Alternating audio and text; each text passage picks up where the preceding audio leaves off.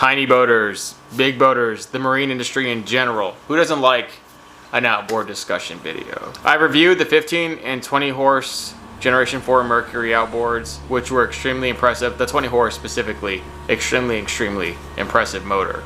Power to size to weight ratio. That was one of the best, but I've had my eye on the Yamaha F series ever since they launched their new version of their 20 and 25 horsepower motors, where the 25 horse and also the 20 horse only weigh 121 pounds, which is seriously light. It's the lightest 4-stroke motor to ever come out for that horsepower range. And finally they've done it. A portable short shaft or long shaft EFI motor that only weighs that much. And in a tiny boat, specifically to the platform we're dealing with, weight is everything to me. I wasn't ever sure when I was going to be able to demo one of these, but I got fortunate and we were able to get a pretty extensive review, doing 2 to 3 different runs on this motor, different time, both times with different prop pitches and different setups. I want to talk about those times and where I think the motor shined, where I think the motor didn't do well, and where I think if you're going to get one, the best way to go about it. Capitalizing and making the most out of this motor for whatever you're trying to accomplish. Where I think it will succeed, where I think it will fail. So stay tuned and check it all out.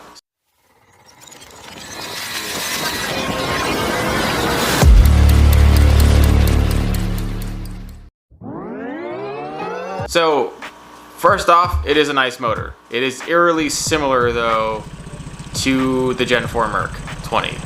And that's when I tried the Gen 4 Merc 20, I did it twice on 2 different boats.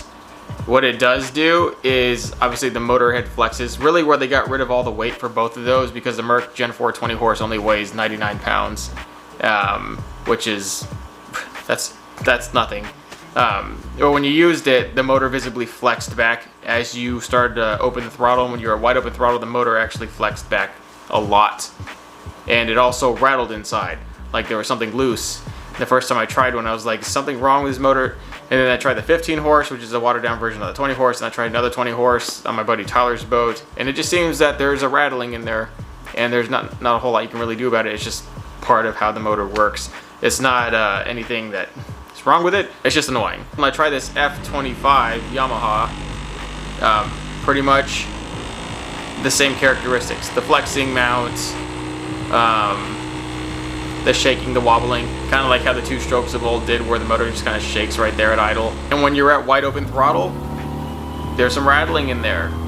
It's just saying the motors are eerily the same sounding, just obviously the 25 is much deeper. Like it sounds like a deeper, throatier, like grittier motor. Still sounds like it could be on the same wavelength. Like it's the only motor that hit puberty out of the 3. And so in all my Merc videos, I get the odd comment, nice Tohatsu. Tohatsu made that motor, not Merc. Because, I mean, a lot of people have said that. And I don't really know how true that is. There's no way to confirm it. I've asked Mercury reps. They pivot around the question like a politician.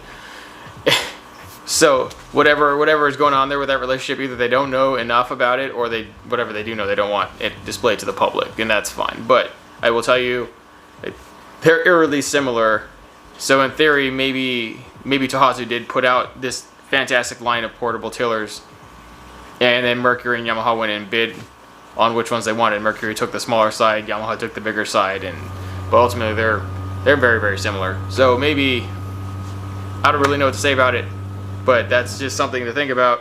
Why are they so similar? And that's all I'll talk about that part, but we're going to move on to actual performance, because this is what's important. Because regardless of what is labeled on the motor is still fantastic, whether it's whatever it is. How did it perform? Very well in my opinion, considering there was a lot of crap inside this boat. We had a Lumacraft V14. One Danny was in the boat by himself with a dry hull and a gas tank, no batteries. He went over 30 like seamlessly. He was pretty impressed with the motor by itself. The motor had a 9 7/8 inch diameter by 11 1/4 pitch. So that was the stock pitch that it came with. By the time the kit was in the boat, and it had a full live well, full gas tank, 2 grown men that both in total just weighed maybe under 500 pounds, and all the gear, we maxed it out to probably be right at 1,200 pounds. And we're talking about a lot of gear.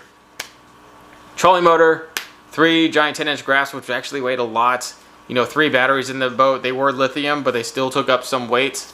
all the fishing gear, all the tackle. When if you start adding that stuff in, plus boat accessories, tools, terminal stuff, life jackets, whatever. I mean, all that stuff, however lighter or heavy it is at the time, all adds in weight. So we were really right at 1,200 pounds for a full geared up tiny boat. And at that weight, it really didn't want to push us. Like if we didn't have the power tilt, we would have been kind of screwed. It wouldn't have planed. Or it might have planed way later on, but like only after we had to drag maybe 200-300 feet for it to actually get on plane. It would have taken forever. But with the power tilt got us on plane with that high pitch. And it did it in calm conditions. When the conditions got a little more choppy, didn't want to plane.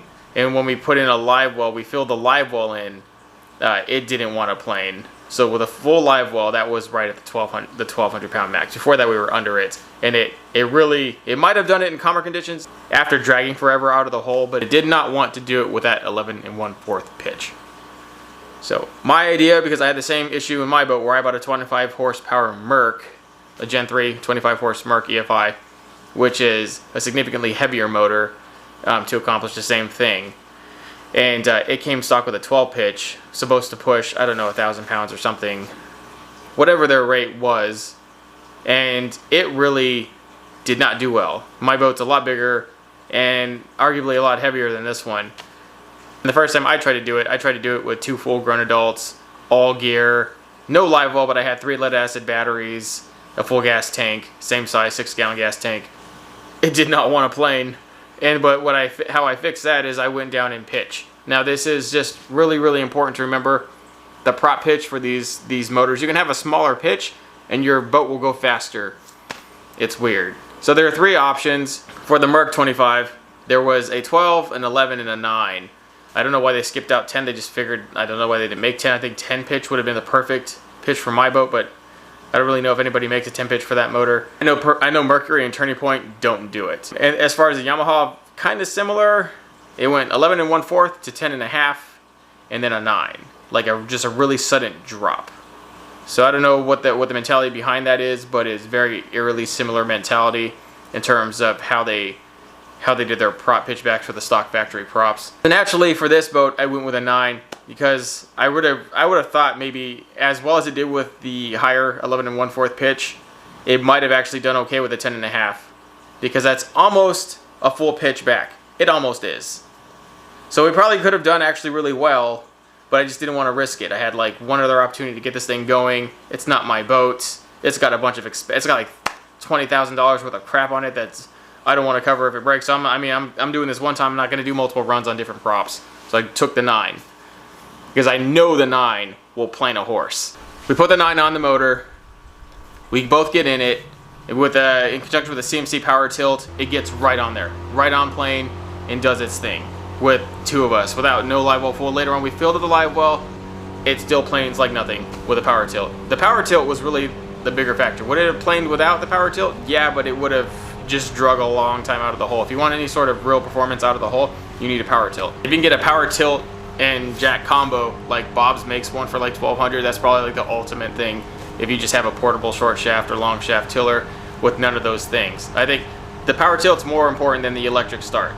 Unless you have like shoulder issues or you're just, a weaker individual or maybe an older individual that shouldn't be wrenching on a motor like that due to injuries or potential injuries, then you should just not get the electric. If you have like options and you're looking at one of these motors brand new, and they give you options. You can have the electric start, or you can have the power tilts, and you can have XXX. Cut the electric start out, get the power tilt, pull that cord. These motors start within 1 to 2 pulls every time, and they're not hard to pull. I tell you, the thing will start regardless. Is electric start nice? Yeah, but if you have to like think about it, and you have to choose between which one, both of them are really nice, but if you have to choose between one, get the power tilt. And if you don't have power tilt on a motor you bought, like look into a CMC power tilt or look into the Bob's power tilt jack combo. If we'd had a power tilt jack combo on this boat, I think it would have done phenomenally. We would have really been able to fine tune in to get top speed. But the motor was at a certain height, and that CMC power tilt didn't do really well with the way the transom was built on that Alumacraft, because the Alumacraft had like an overhanging lip over the top of the transom that capped the transom off, and it kind of capped you from. I had to put out spacer bars initially, and then I didn't want to drill more holes in the transom than there were already in the transom. So if he ever wants really serious performance out of that with more speed, he's going to have to look into a better setup back there, although the CMC did do well. And I would consider doing the same thing on my boat. Maybe. How did it perform once we were opening it out of the hole? Performed extremely well. Got on plane very fast. But on the 9 pitch, it only went at half throttle before it started kind of sputtering.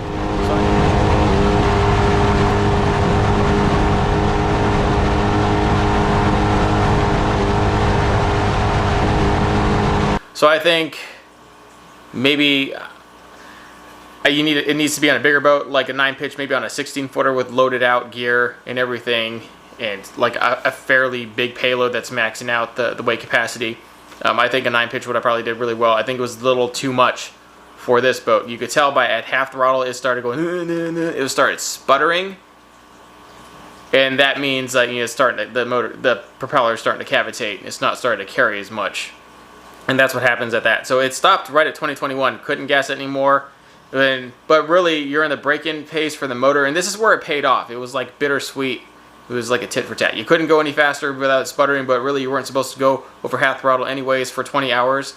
So like the 9 pitch was that perfect pitch for this boat, because for one, you didn't have to stress out the motor. You can get a full 20 hours in on this prop pitch.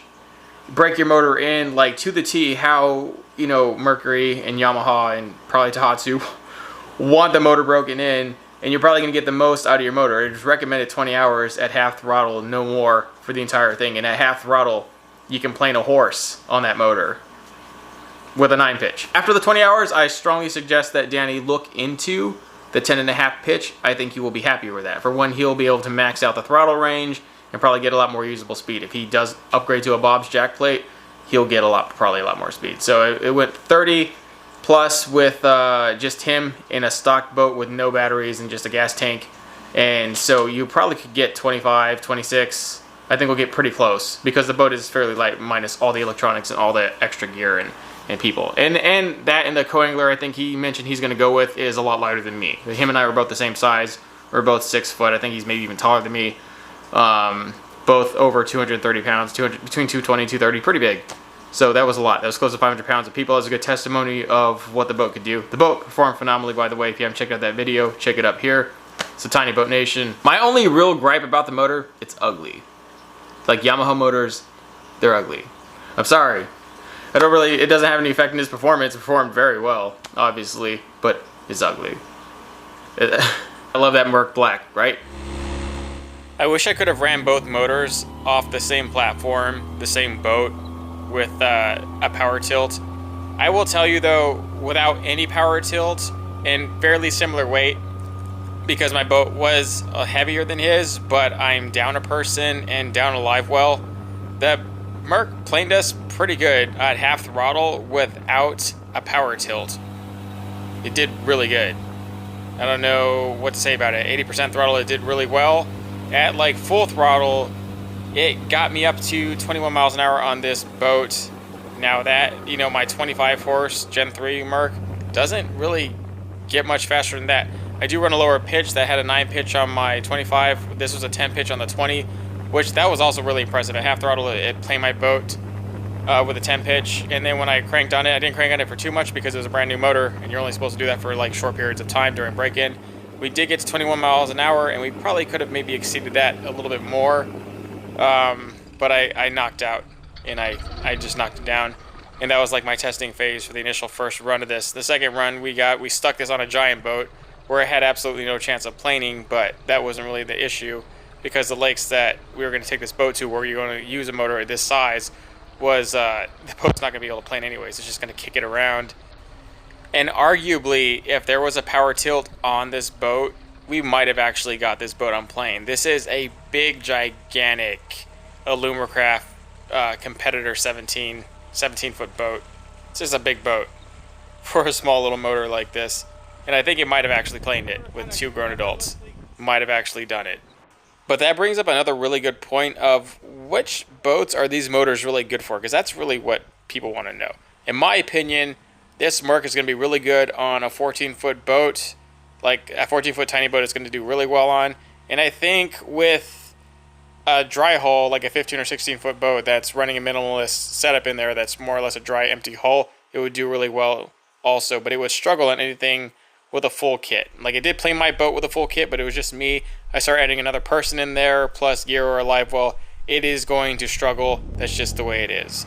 Now for the 25, I think it is much better for a very, very stout, such as like a Lund or an Alumacraft. One like this with a 20-inch transom, a very thick hull, that's meant for a 25 plus motor. But there's very few of those out there. It's generally more or less made for a 15 or 16 foot boat like mine, where I think this would do pretty well on mine.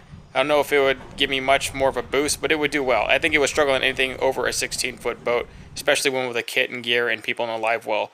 Either way, these motors, the bigger benefit is that they're EFI 4-stroke motors.